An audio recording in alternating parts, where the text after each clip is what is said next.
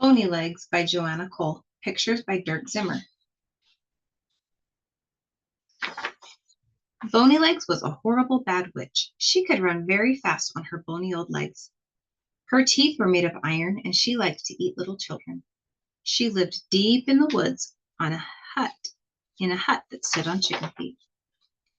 All day long she waited for children to pass by. On the edge of the same woods, a girl named Sasha lived with her aunt. One morning, Sasha's aunt sent her out to borrow a needle and thread.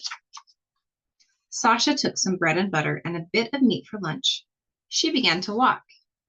She walked and walked. She was surprised when she came to a hut that stood on chicken feet.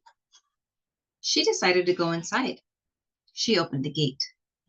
It creaked and groaned. "Poor gate," said Sasha. "You need some grease."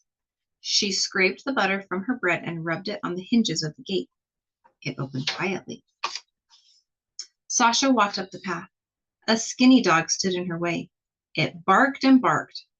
"Poor dog," said Sasha. "You look hungry." She gave her bread to the dog. He ate it up and did not bark again. A cat was sitting near the hut meowing sadly. "Poor kitty," said Sasha. "Are you hungry too?"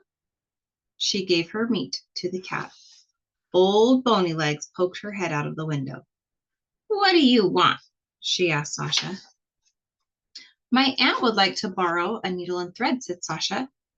"Come right in," said the witch. Sasha went inside. "Now," said Bony Legs, "get into the tub." "Why?" asked Sasha. "I don't need a bath." "I want you nice and clean," said Bony Legs. "I'm going to cook you for my supper." She grinned and showed her iron teeth. Then she went outside to gather sticks for the fire. She locked the door behind her. Sasha was scared. She began to cry. "Don't cry," said a voice. "I will help you." Sasha looked around. No one was there but the cat. "Fill the tub, but don't get in," said the cat. Sasha had never heard a cat talk, but she did what it told her. Bony Legs called through the door. "Are you washing, girl?" "Yes, I am," said Sasha. "Good," said Bony Legs, and she went away to gather more sticks. After she had gone, the cat gave Sasha a silver mirror. "When you are in trouble, throw this away," said the cat. That does not make sense, thought Sasha, but she took the mirror and put it in her pocket. "Now run," said the cat. Sasha climbed out the window and began to run. The witch called through the door again. "Are you washing, girl?" "Yes, I am," said the cat. "Well, hurry up," said Bony Legs. Then she went away. Sasha ran through the yard. The dog stopped her and gave her a wooden comb. "When you need help, throw this away," said the dog. That does not make sense, thought Sasha, but she put the comb in her pocket. Then she opened the gate. It did not make a sound on its buttered hinges.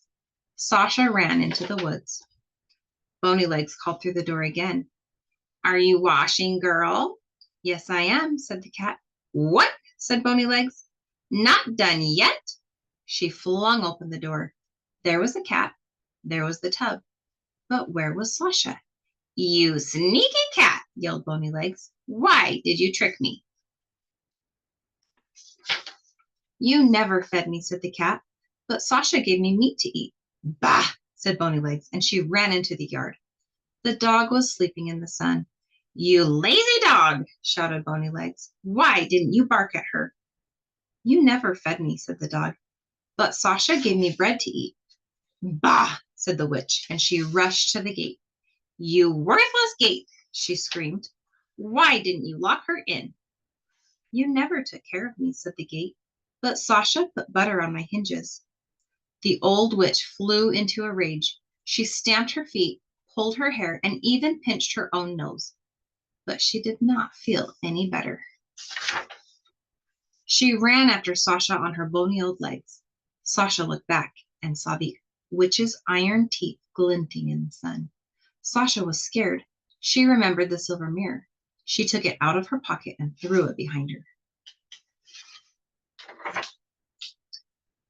The mirror became a deep silver lake. Bony Legs could not cross it.